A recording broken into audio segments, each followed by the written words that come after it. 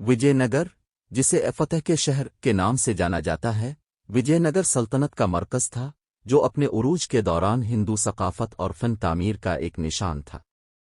1336 سے 1646 تک پھیلی یہ سلطنت اپنے وقت کی شان و شوکت کا منہ بولتا ثبوت تھی، اور اس کا دارالحکومت وجے نگر دولت اور خوبصورتی میں بے مثال شہر تھا۔ وجے نگر کے مزارات، جو اب کھنڈرات میں ہیں، اب بھی شہر کی سابقہ شان کی بازگشت کرتے ہیں اور ہندوستان کے شاندار ماضی کی گہری یاد دہانی ہے۔ شہر کی ظاہری شکل کو دریائے تنگبدرا کے ساتھ اس کے اسٹریٹجک محل وقوع سے نشان زد کیا گیا تھا، جو شاندار مندروں اور بازاروں کو قدرتی دفاع اور پرسکون پس منظر فراہم کرتا ہے۔ زمین کی تزئین کی جگہ پتھروں اور پہاڑیوں سے بندھی ہوئی تھی، جنہیں شہر کے ڈیزائن میں مہارت سے شامل کیا گیا تھا۔ شہری ترتیب اپنے وقت کے لیے ترقی یافتہ تھی، آبپاشی کے لیے پانی کی نہریں اور آبی گزرگاہیں جو اس کے لوگوں کی ذہانت کو ظاہر کرتی تھیں۔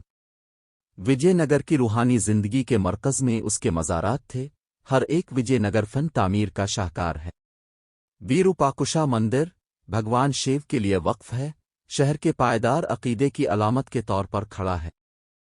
اس کا بلند و بالا گوپورم گیٹ وے ٹاور اسکائی لائن پر حاوی ہے، جس میں دیوتاؤں، افسانوی مخلوقات اور ہندو مائک کاوی کے مناظر کی تصویر کشی کی گئی ہے۔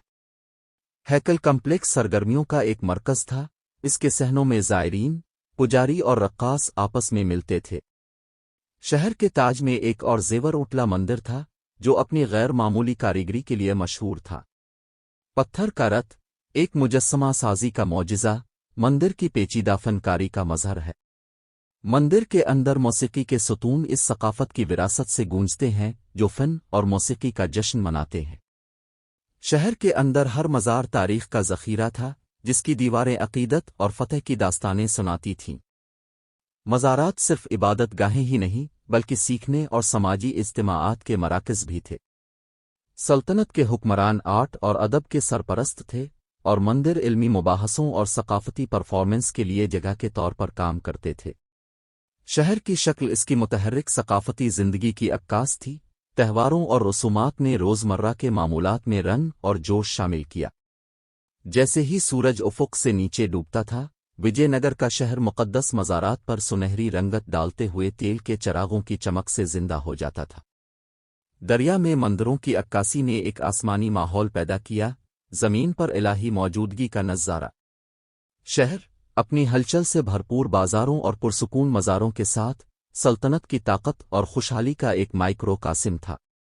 وجے نگر کا زوال 1565 میں تلی کوٹا کی جنگ کے ساتھ آیا، جس میں دکن سلاطین کی مشترکہ افواج نے شہر کو تباہ کر دیا۔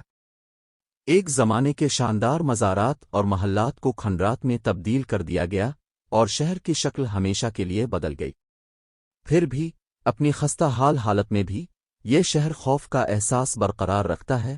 کھنڈرات اپنی سابقہ شان کے خاموش عہد نامہ کے طور پر کھڑے ہیں۔ آج ہمپی گاؤں کے قریب وجے نگر کے کھنڈرات یونیسکو کے عالمی ثقافتی ورثے کی جگہ ہے، جو دنیا بھر کے مورخین اور سیاحوں کو اپنی طرف متوجہ کرتے ہیں۔ مزارات کی باقیات الہام کا ذریعہ بنی ہوئی ہیں، ان کی لچک انسانی کوششوں کی عدم استحکام کا سبق ہے۔ شہر کی ظاہری شکل اگرچہ وقت کے ساتھ داغدار ہے، سلطنت کی تعمیراتی اور ثقافتی کامیابیوں کی ایک پرجوش یاد دہانی ہے۔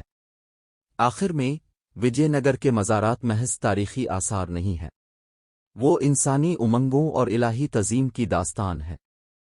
فطرت اور فن تعمیر کے ہم آہنگ امتزاج کے ساتھ شہر کی ظاہری شکل اس کے معماروں کے ویژن کا ثبوت ہے۔